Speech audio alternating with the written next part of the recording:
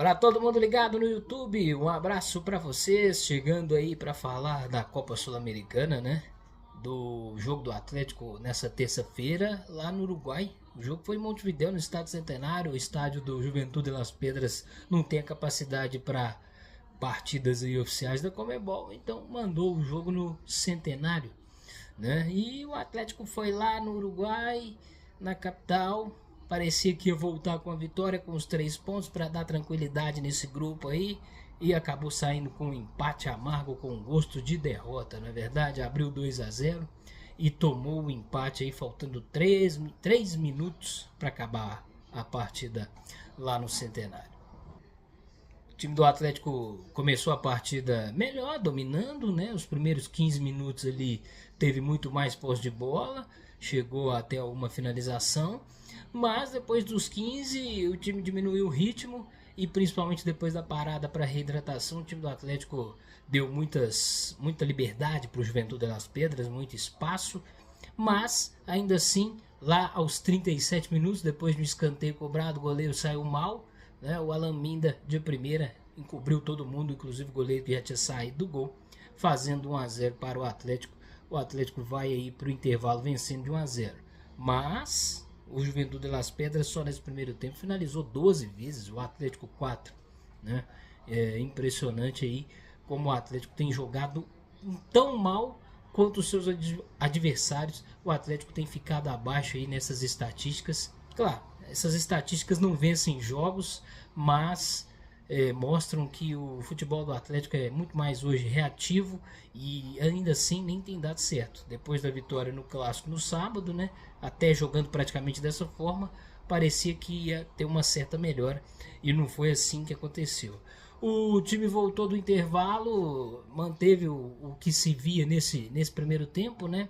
Um jogo equilibrado, mas equilibrado para baixo. Os times ainda finalizavam, o Juventude de Las Pedras finalizando um pouco mais, mas o Atlético aí num escanteio cobrado pelo Scarpa que entrou na volta do intervalo e pouco fez, né? Deu esse passe aí pro gol, mas a verdade é que pouco fez, pouco marcou. E o Vitor Hugo, zagueiro, né, de cabeça pro fundo do gol, aí no segundo gol, o escanteio cobrado, fazendo 2-0. Um minuto depois o Atlético parece que já morreu, e aí tomou o primeiro gol no cruzamento na área. O próprio Vitor Hugo não conseguiu cortar, quem marcava, o jogador do Juventude, o Renan Lodge, também não conseguiu marcar. Diminui o Juventude de Las Pedras e o time se anima para o jogo, né? Vai para o ataque. E aos 87, né, 42 minutos do segundo tempo, Juventude de Las Pedras num cruzamento na área mais uma vez, aí nem Lianco nem Natanael, que marcavam os seus jogadores, conseguiram cortar essa bola. O Juventude empatou 2-2. Para a sorte do Atlético, no outro jogo do grupo, que foi mais tarde, a Academia Puerto Cabello fez 3-0 no Cienciano, e isso acaba ajudando um pouco o time do Galo.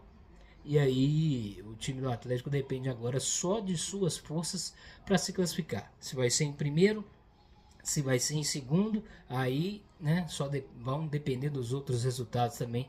Mas se vencer as duas, o time do Atlético classifica. Pode ser em primeiro se o próprio Juventude de Las Pedras tropeçar mais uma vez, e provavelmente vai, né? Porque é um time muito ruim, é um time muito limitado, mostrou aqui, mostrou ontem, né? Mas o Atlético tem jogadores no momento que também não fazem muita força para jogar.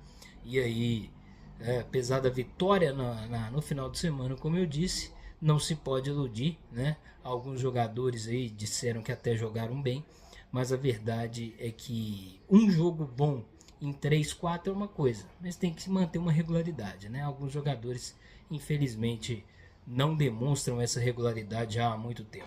Alan Franco, Natanael, Júnior Alonso até que não jogou ontem, né? Outros jogadores que a gente já fala aí por muitas vezes, já está repetitivo, mas esse time do Atlético obviamente tem que mostrar muito mais. Próximo confronto agora do time é no domingo, e é na Arena MRV, contra o Botafogo, né? Antes disso vai ter a despedida do Hulk. Nessa quarta-feira tem a Copa Libertadores da América. O Cruzeiro joga no Chile às 23 horas, nesse horário ruim, né? Péssimo. Às 23, contra a Universidade Católica lá em Santiago. Esse foi o resumo do Galo ontem. A gente volta depois para resumir aí o Cruzeiro e projetar aí o final de semana de Campeonato Brasileiro. Valeu, um abraço para todo mundo, até mais.